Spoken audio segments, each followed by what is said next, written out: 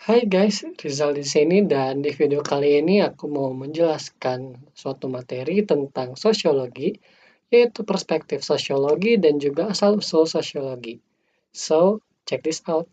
Yang pertama, perspektif sosiologi. Perspektif sosiologis atau sociological perspektif yaitu menekan pada konteks sosial pada manusia hidup yang di dalam mengkaji bagaimana konteks itu mempengaruhi kewajiban manusia. Intinya adalah bagaimana kelompok mempengaruhi manusia, terkhusus bagaimana manusia mempengaruhi masyarakat atau society yang memiliki kebudayaan dan wilayah yang sama. Para sosiolog mempelajari lokasi guna mengetahui mengapa manusia melakukan apa yang mereka lakukan. Mereka melihat bagaimana pekerjaan, penghasilan, pendidikan, gender, usia, dan ras etnisitas mempengaruhi ide dan perilaku manusia. Bisa dipertimbangkan seperti bagaimana diidentifikasikan dengan kelompok yang dinamakan perempuan atau dengan kelompok pria saat sedang tumbuh dewasa, dan membantu pemikiran tentang siapa kita dan apa yang harus dicapai dalam kehidupan. Pada tahun 1959, sosiolog C. Wright Mills mengatakan bahwa imajinasi sosiologis memungkinkan kita untuk menangkap hubungan antara sejarah dan juga biografi. Yang dimaksudkan Mills dengan sejarah yaitu bahwa setiap masyarakat terletak dalam suatu arus peristiwa yang luas. Oleh sebab itu, setiap masyarakat memiliki ciri khusus.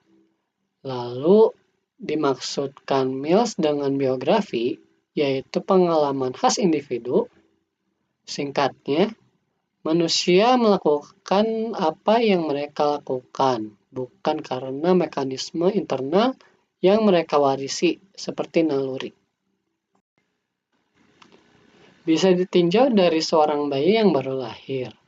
Jika kita memisahkan bayi tersebut dari orang tua Amerikanya dan menempatkan di suku Indian di hutan Amerika Selatan, seperti diketahui saat anak itu sudah bisa berbicara, kata-katanya tidak akan berupa bahasa Inggris dan anak itu pun tidak akan berpikir seperti orang Amerika. Dikala tumbuh misalnya, ia tidak akan menginginkan kartu kredit, celana jeans, mobil baru, atau permainan video game mutakhir. Anak itu pasti tanpa ragu akan mengambil tempatnya dalam masyarakat yang monamo. Mungkin sebagai pengumpul makanan, pemburu, atau prajurit, dan ia bahkan tidak akan mengetahui dunia yang ditinggalkannya. Oke, materi selanjutnya adalah asal-usul sosiologi. Sosiologi muncul sebagai suatu disiplin ilmu tersendiri di pertengahan 1800-an di Eropa Barat, selama awal revolusi industri. Sosiologi tumbuh dari gejolak sosial. Kebanyakan orang menjadi pindah ke kota untuk mencari pekerjaan karena dimulainya revolusi industri baru. Kota menyambut mereka dengan kondisi pekerjaan yang miris, seperti upah rendah, pekerjaan yang berbahaya, dan jam kerja yang panjang. Hidup tampak tidak sama lagi dan tradisi sudah tidak dapat diandalkan. Tradisi kemudian menderita hantaman baru yang mendorong manusia untuk meninjau kembali kehidupan sosial, yaitu keberhasilan Amerika dan Prancis. Pada saat yang hampir bersamaan, metode ilmiah atau scientific method yang menggunakan pengamatan objektif dan sistematis untuk menguji teori pada bidang ilmu kimia dan fisika.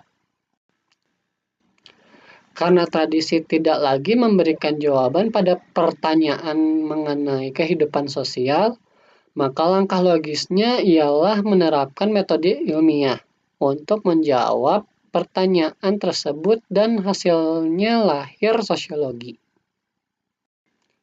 Berikut salah satunya terdapat pernyataan dari Auguste Comte. Menurut Auguste Comte dan positivisme, ide mengenai penerapan metode ilmiah pada kehidupan sosial yang dikenal sebagai positivisme atau positivism tampaknya diusulkan pertama kali oleh Auguste Comte pada tahun 1798 hingga 1857. Saat revolusi Prancis masih segar dalam ingatan, Comte meninggalkan kota konservatif tempat dia dibesarkan dan pindah ke Paris. Perubahan yang dialami sebelumnya digabungkan dengan perubahan yang dia alami di Prancis dalam revolusi, mendorong perhatian Comte pada apa yang mempersatukan masyarakat. Ia bertanya, apa yang menciptakan tatanan sosial dan bukan anarki atau kekacauan, dan kemudian setelah masyarakat menuju pada suatu arah tertentu, apa yang menyebabkannya berubah.